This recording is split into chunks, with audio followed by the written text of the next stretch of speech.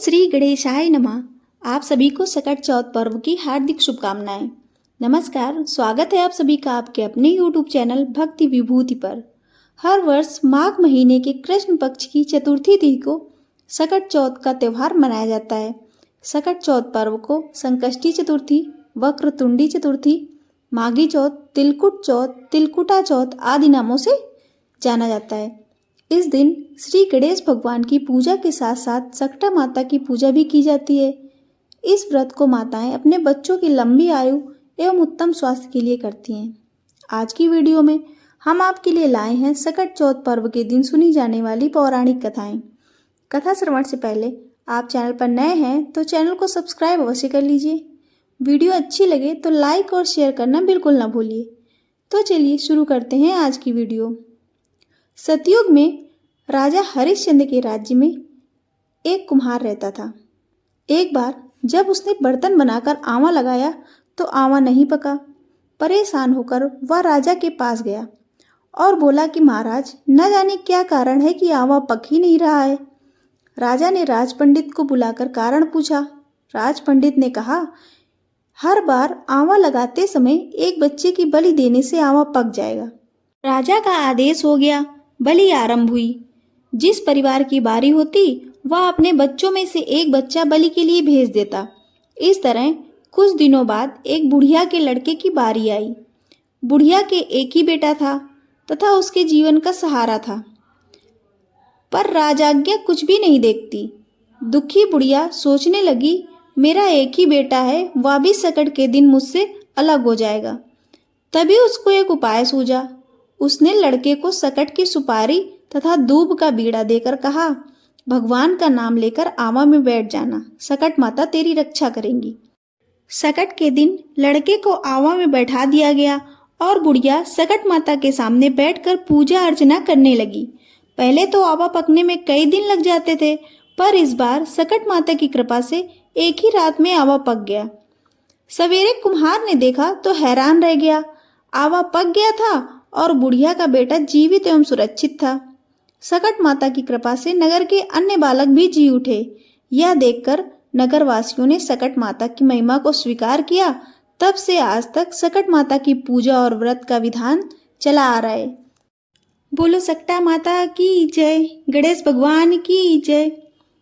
सकट चौथ की दूसरी कथा के अनुसार एक नगर में एक साहूकार और उसकी पत्नी रहते थे। उनका पूजा पाठ धर्म कर्म आदि में मन नहीं लगता था। उनके कोई पुत्र नहीं था। एक बार साहूकारनी अपने पड़ोसन के घर गई। उस दिन सकट चौथ थी। पड़ोसन गणेश जी की पूजा करने जा रही थी। तब साहूकारनी ने पूछा कि सकट चौथ का व्रत क्या महत्व है और इसे रखने से क्या होता है। पड़ोसन ने सकट चौथ की महिमा बताते हुए कहा कि इस दिन व्रत रखने से अखंड सौभाग्य, पुत्र, धन धान्य, बुद्धि, रिद्धि सिद्धि आदि सभी चीजों का वरदान मिलता है। साहूकारनी ने व्रत की महिमा जानकर व्रत रखने का संकल्प लिया। साहूकारनी ने कहा कि अगर वह मां बनती है तभी इस सकट चौथ के व्रत को करेगी। गणेश भगवान की कृपा से उसका गर्भ ठहर गया।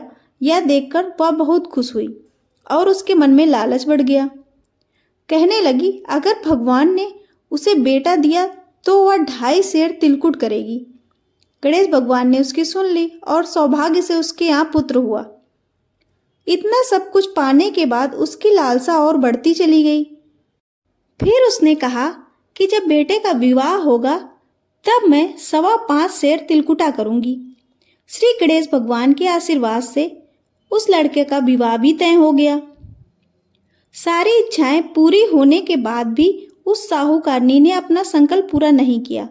यह सब देखकर गणेश भगवान उससे नाराज हो गए और उसे सबक सिखाने के लिए विवाह वाले दिन उस लड़के को गायब करके बहुत दूर जंगल में भेज दिया। विवाह मंडप में लड़के को न देखकर सब चिंतित हो गए। लड़के की होने वाली बहू उसे ढूंढने जंगल गई, लेकिन निराश होकर वापस आ गई। साहूकारनी जब रोने लगी तो गांव वाले और साहूकारनी उसके लड़के को ढूंढने के लिए फिर से जंगल गए। उन्होंने देखा कि उनका लड़का एक पेड़ पर जाकर बैठा था।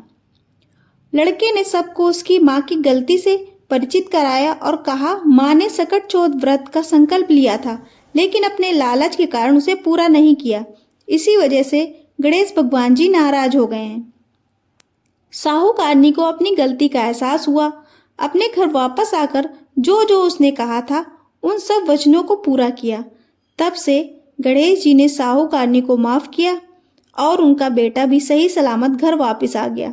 इस तरह अगर कोई माता सच्चे मन से इस व्रत को करेगी तो गणेश जी उसकी संतान पर आने वाली सभी संकट दूर करेंगे एवं उसे लंबी आयु का वरदान देंगे। बोलो गणेश भगवान की जय। आपको सकट चौथ की ये कथाएं पसंद आई हो तो वीडियो को लाइक और चैनल को सब्सक्राइब अवश्य करें। वीडियो में अंत तक बने रहने के लिए आपको बहुत बहुत धन्यवाद। फिर मिलेंगे एक और नई वीडियो के साथ।